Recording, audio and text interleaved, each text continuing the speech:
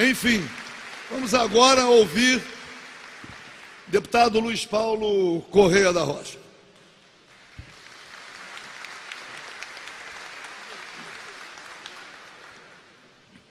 Bom dia a todas e a todos, cumprimentando o nosso presidente da mesa, deputado Paulo Ramos.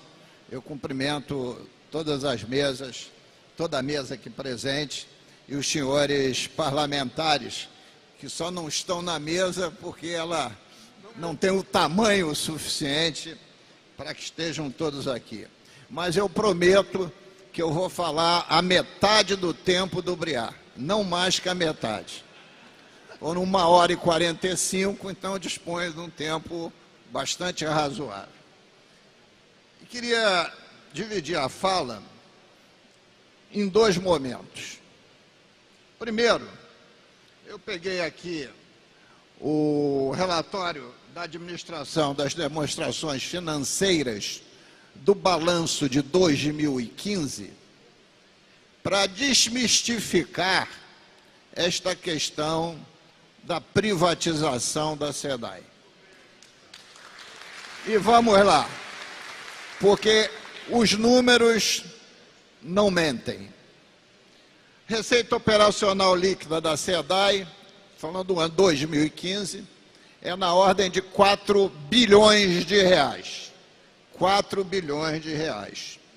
O lucro líquido em 2015 foi de 249 milhões, que ajustado deu 236 milhões. O ativo total da SEDAI está estimado em 13 bilhões de reais.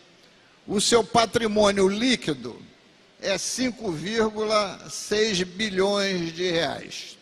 Sua dívida líquida é 1,5 bi. Se nós dividirmos a dívida líquida pelaquilo que eu vou chamar, porque é o termo que o parlamento conhece, de receita corrente líquida, que no balanço se chama EBITDA, essa relação é 1,75.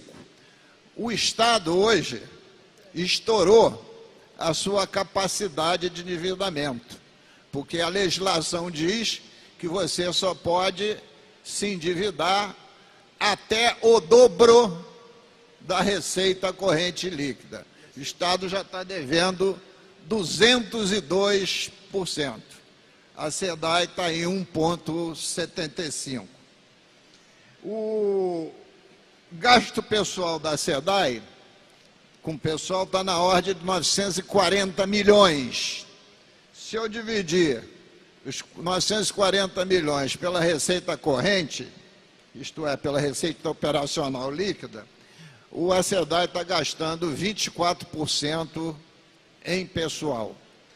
Também estou descolocando esse número porque o Poder Executivo hoje está gastando 48,01%. Estourou o limite prudencial da Lei de Responsabilidade Fiscal. Então, esses números demonstram o quê? Só olhando os números. Que a SEDAI está muito melhor gerenciada que o governo do Estado.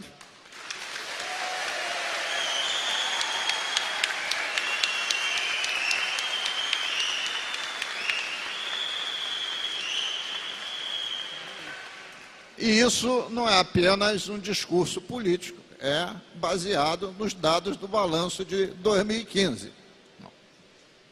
Aí iremos para a segunda parte. O modelo do BNDES, com todo o respeito que pode merecer o BNDES, e a instituição merece, mas muitas vezes quem dirige não, esse modelo é uma farsa. Por que é uma farsa? Não há como você fazer uma modelagem da SEDAI séria, com qualquer objetivo, em 60 dias. É impossível. É impossível. Aquilo é um estudo feito na perna para acelerar um processo de concessão à iniciativa privada que trará grave prejuízo à população fluminense e ao próprio Estado, por dois motivos muito claros. Desde quando uma empresa que gera um lucro líquido de 250 milhões por ano pode ser vendida por 1,5 bilhão? Não passa em qualquer estudo econômico. É ridículo esse número. Além do mais, o que vai se fazer com 5.800 empregados que geram um passivo trabalhista imenso? Então, em vez de você ganhar alguma coisa, você vai pagar.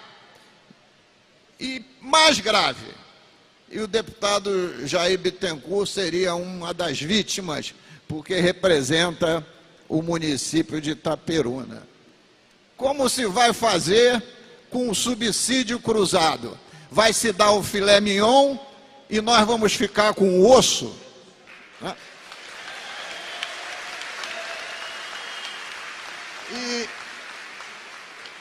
E ainda nessa linha, quando você fala de qualquer concessão, tem que estar claramente definida as metas financeiras e as metas físicas a serem atingidas. Jamais isso foi trazido a público.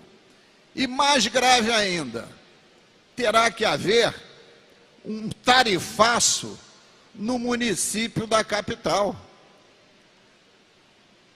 que já é algo insuportável para a população. Ainda mais quando alguns segmentos falam no filé mignon, suprassumo da SEDAI, sob o ponto de vista da arrecadação, que é a AP4, que é a garantidora do empréstimo ao BNDES. Então, toda essa proposta é falaciosa, é errada, é maldosa, é perversa e não tem nenhum objetivo que não seja tumultuar o bom ambiente de trabalho e a política correta que a SEDAI está desenvolvendo nos tempos atuais. Então, nesse sentido, está aí instalada a crise do Estado. A crise do Estado não se resolve com a concessão da SEDAI. Se resolve com outras medidas que têm que ser tomadas, que este governo frouxo não toma. Dizia eu aqui ao meu amigo deputado Luiz Martins, que desde a data do aniversário dele, que foi em 11 de março, e a gente briga para que se faça audiência pública, para que seja revisto o preço de referência do barril de petróleo pela Agência Nacional de Petróleo, que pode nos dar, no óleo, mais de R$1 bilhão por ano de royalties de participação especial, e no gás, outro bilhão. No governo da senhora Dilma, a ANP ficou impedida de fazer audiência pública. No governo do senhor Temer, foi marcada a audiência pública para abril, depois transferida para setembro e agora para 10 de outubro. E as petroleiras estão bombardeando para que seja novamente adiado. Isto quer dizer, é um governo que não luta pelos seus direitos, não se articula, nem com a bancada estadual, nem com a bancada federal, para exigir que se cumpra aquilo que o Estado tem direito. Estou dando um exemplo, e só esse exemplo é maior do que esses míseros R$1,5 bilhão que está se falando sobre a SEDAI. Então, este parlamento fluminense por mais divisões que tenha, diante desse quadro de realidade, ele tem que negar peremptoriamente qualquer processo de concessão da SEDAI à iniciativa privada. E terminando, meu presidente, não vou ficar com 50% do BRIAR, não. Terminando. Do relatório, e eu acho, o BRIAR está à minha esquerda, eu acho, BRIAR, que a sua apresentação, ela foi longa demais, mas faltou aprofundar aquilo que a gente precisa para exatamente fazer uma defesa também técnica contundente.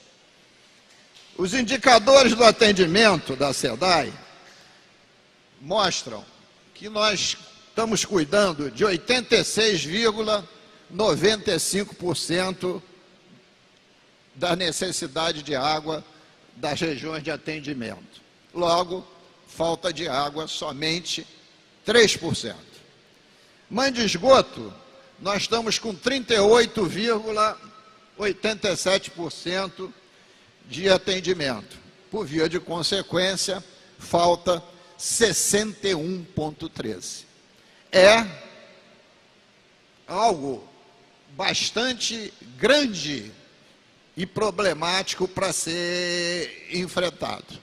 Ora, então eu acho que dentro do planejamento estratégico da SEDAI, tem que ter claramente as metas de investimento e as metas físicas para enfrentar principalmente esse problema do esgoto e das perdas d'água. E dentro desse programa, que só no finalzinho você o citou, que é do Propar, que você fala aí em 5,7 bilhões, dentro desse programa é que reside, no meu entendimento, a luta que nós temos que travar dentro do BNDES para conseguir esses financiamentos. Porque o financiamento do BNDES é de prazo longo e de juros subsidiado. Será que prazo longo e juro subsidiado só pode ter a iniciativa privada, o Estado não? Ora, se a SEDAI consegue dar a contragarantia da tomada do financiamento, o importante é atingir o objetivo, quer seja pelo órgão público, quer seja pelo órgão privado. Como o órgão público está dando certo, tem que ser pelo órgão público que é a SEDAI.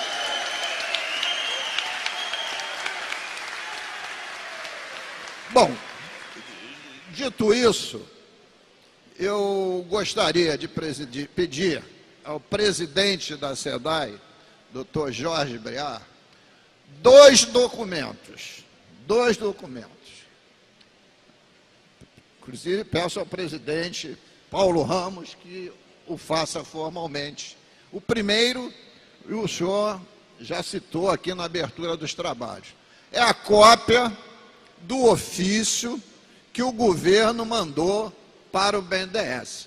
A gente quer saber, letra por letra, o que está impresso neste ofício, para que nós não tenhamos dúvida do qual é a intenção do governo. Se a intenção do governo é buscar recursos do Propar, ou a intenção do governo é alienar a SEDAI. Foi garantido pelo governador Pezão que foi só um ofício para enquadrar a SEDAI, para ela ter acesso a financiamento. Mas nós queremos ver o que está escrito. Segundo, esse estudo que o senhor rapidamente apresentou no final, aqui da sua exposição, sobre o Propar, que o senhor nos encaminha, não o estudo inteiro, mas uma sinopse, que é exatamente para a gente nas nossas intervenções, nas nossas colocações, a gente insistir que esse é o caminho. Até porque, o deputado Paulo Ramos lembra bem, na lei que esta casa aprovou, das parcerias públicos-privadas, não pode haver nenhuma modelagem que vá ser executada sem antes ser encaminhada à casa por projeto de lei, essa casa discutir, debater, aprovar ou rejeitar. Então é necessário que a gente previamente crie juízo de valor sobre essa questão para a gente se posicionar cada vez de forma mais incisiva. E concluindo, não à privatização da SEDAI.